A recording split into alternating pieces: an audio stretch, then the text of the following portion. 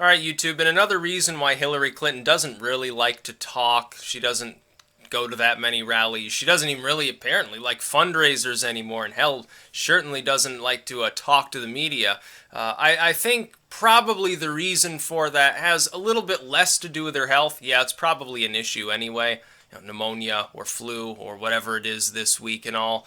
But at the same time, if you take a look, link in the description to her speech to the International Laborers Union of the United States, or something like that. It doesn't even make sense, the name of it. It's like one of these ultra long names for one of these organizations. It pretends to be for the little guy, but really it's about the CEO lining their pockets. She questioned, oh, well, why aren't I 50 points ahead of Donald Trump?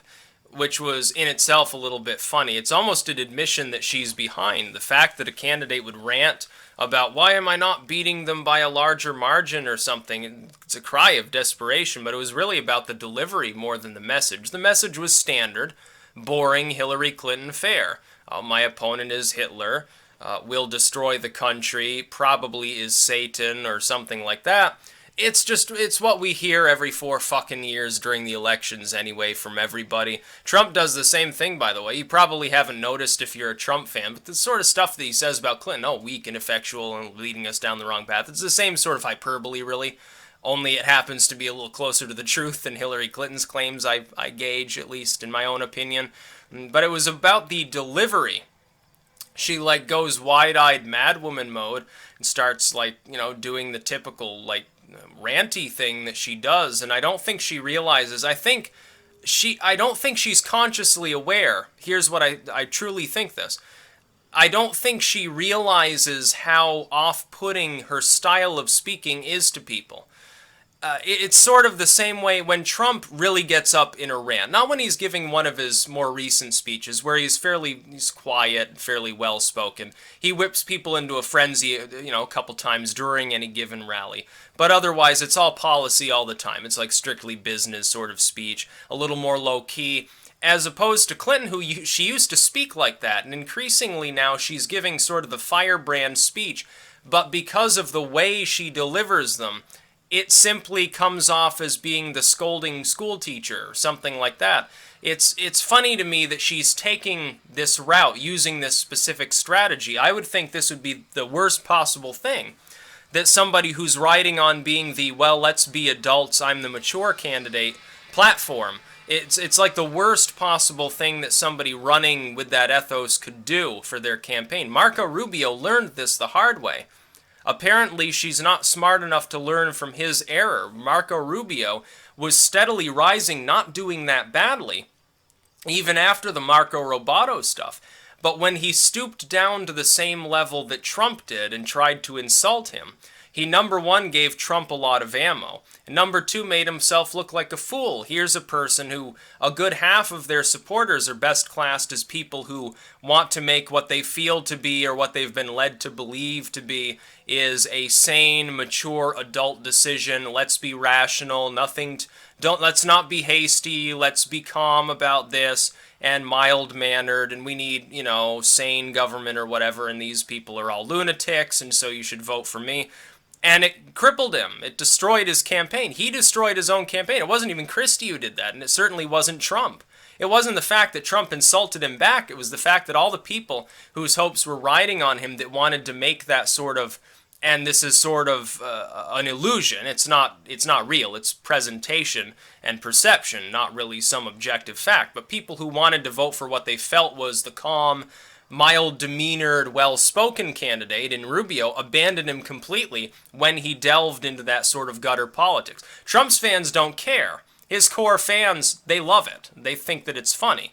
As opposed to Rubio's fans, who are of a totally different breed, and many of them ended up jumping on board with Trump because they said, well, if there's no other choice, they didn't have a second choice in the race. They just said, well, Trump's winning, I'm just going to support the winner. That's why he ultimately won. At that point, it became certain he was the Republican nominee.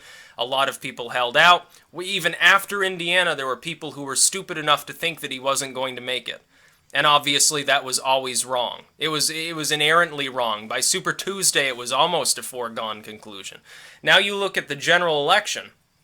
Hillary Clinton, her supporters come in 3 flavors. Democratic partisans voting for her because she has a D after her name. The partisan voters will come out for her at normal levels. She's not going to suffer any deficit with them, even if she's behind. Okay, maybe a little bit of a deficit if she is in November. That's about all. She can rely upon them. She can't do any wrong by them because she happens to be a Democrat. A lot of Trump's fans are like this too. They're voting for him. They don't care about his policies. They don't care about what he says, what he looks like. They don't care about what he's done in the past. They don't care about what he's going to do in the future. He's got an R after his name. That's good enough for them. It's like the illusion between two football teams. Oh, on opposing teams. No, part of the same fucking corporate sort of sports complex. That's literally what it is, so heavily regulated. It's not like they're fully independent. They have to follow rules and everything, and they got similar sort of fiscal figures backing all of these. They've got all the same corporate funding and so forth. It's just an illusion. It's not even real. The second variety supporting Hillary are people who lean to the left on things like fiscal issues or social issues. Trump's already cut her knees off on the latter because he appears more socially progressive on some things now than she does. As far as fiscal issues, she's nowhere near far left enough to play up to the vast majority of actual liberals within the Democratic Party, half of which have probably already abandoned ship for Jill Stein because of the Bernie bro sort of stuff. And then the third group are people who still think they're basically independent voters. They're not partisan. They don't vote based on party ideology because many of them don't really have a party ideology. They're not that big even necessarily on more than a handful of issues that happen to directly impact them. The best way to class them is that they're individuals that simply want to vote for who sounds more sane.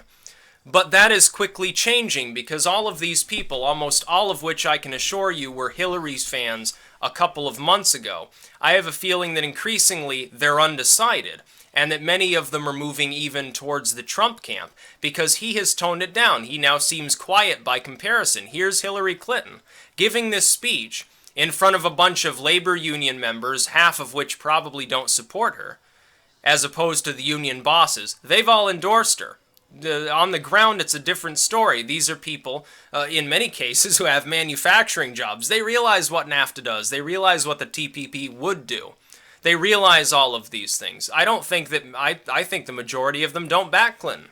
I think the majority of them either back Trump or Johnson. They're completely migrating out of the Democratic Party. Here's her. She stands up in front of them. This video, of course, now is online and getting rave reviews from everybody who thinks she just sounds so intelligent and calm.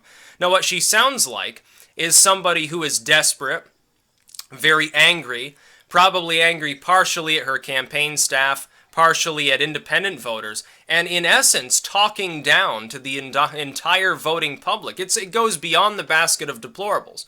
With the Reno speech, she implicated a few tens of thousands of people as being irredeemable. With the basket of deplorables thing, she went after roughly half of Trump supporters, some tens of millions of people. Now she's talking down to everybody who hasn't fully made their mind up yet, as well as everybody who happens to be voting for someone other than Hillary Clinton. And I don't think that it connects yet in her mind or in the minds of some of her partisan fans, or her true supporters that actually think she'd do a good job. That the majority of people in the country don't trust Hillary Clinton. They simply don't trust her. They don't like Hillary Clinton. They may not like her attitude. They may not like what she stands for. They may not like the constant scandals and baggage associated with the Clinton brand. It doesn't matter. They don't like something about her. Or she just rubs them the wrong way in some way that they can't quite describe. But I think this hits at the actual central point of why it rubs them the wrong way when she speaks.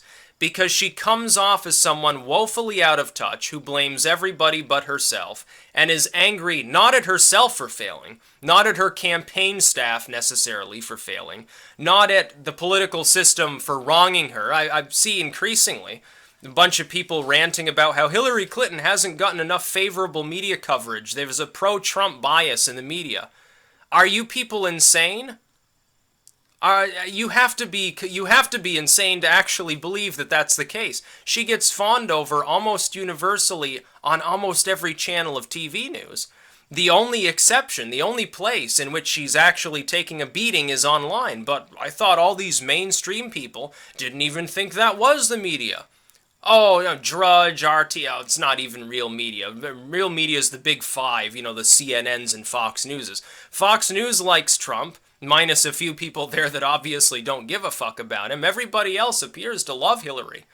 And whenever you get an anchor who comes on and is actually willing to do what a journalist is supposed to do and examine the person and question the person, not just softball them. Everybody in the Hillary campaign rants and whines about how unfair media and so forth. Meanwhile, of course, if you paid attention to the DNC leaks, you know that at least CNN and MSNBC were directly contacted by the DNC, demanding that they pull anything that's critical of Hillary Clinton during the primaries. Do you think that hasn't continued? That they're not still goading them on? Of course they are. So it's complete dishonesty. But when she gets up there and she makes one of these comments, I think this may have been off the cuff and not scripted, honestly, regarding, why aren't I 50 points ahead or whatever. Well, the reason you're not 50 points ahead is people don't trust you. People don't like you. You're running a campaign which is basically, hey, I'm not Donald Trump. Okay. You think that's a winning campaign? I'll tell you this. If she keeps up with that line, then there's no hope of her winning. She will lose. Trump will become the next president. Because in order to stop him from doing that, in order for the remote chance of her winning to actually materialize, she has to offer something that's an alternative to Donald Trump. Not simply say, well, Trump's evil, Trump's would hurt our country. Okay, well, how would you do something differently? Because your campaign manager comes out on MSNBC, I think this was yesterday, or it may have been the day before, but I saw it yesterday. Campaign manager comes on there, won't answer a damn thing. All the people on MSNBC, they're practically a captive audience for the Clinton machine. And even they look completely confused. Oh, why are you even here? Why are we talking to you? You can't even answer our questions. You're supposed to be the mouthpiece of the fucking campaign. And you're not telling her, what does she think on the red line for Syria? What does she think about this? What does she think about that? He can't answer anything. Oh, you'd have to ask Hillary about these things. Well, she doesn't even want to talk to the media. She won't even go on the news half the time, even the mainstream news. Even the TV news, she never really makes an appearance. She goes on between the ferns with Galifianakis, and she thinks that this counts as a major media appearance. It's a laughing stock. It's a joke at this point, the campaign that she's running.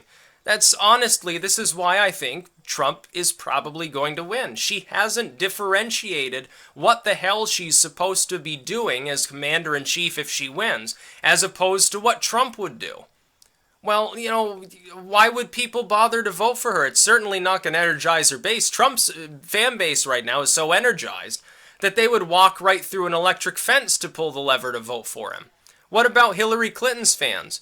To this day, I haven't met a single person in the real world that's excited about her. I haven't seen a single Hillary lawn sign. I can almost gauge interest by sort of what I see around me. Rutland is not like the rest of Vermont. Here in Rutland, it's almost swing state territory. It's literally right on the cusp between being controlled by Republicans and Democrats. Almost a complete 50-50 split. I think Romney had about a 1-point advantage here when he ran against Obama. Most of the state, of course, went heavily for him. I have seen not one Hillary Clinton lawn sign. I've seen like one bumper sticker on a car from Florida, no less, for Hillary Clinton. I've seen some Phil Scott signs, some Sue Minter signs. I've seen, things related to some of our state and local races. I think I saw a couple of Johnson bumper stickers months ago. Haven't seen hide nor hair of him since either. And a lot of Bernie stuff. That's what you see. You see more Bernie Sanders stuff. No Clinton. Not a single one. This is the bluest part of the country, and I see no ground support whatsoever for the Democratic nominee. I find this interesting.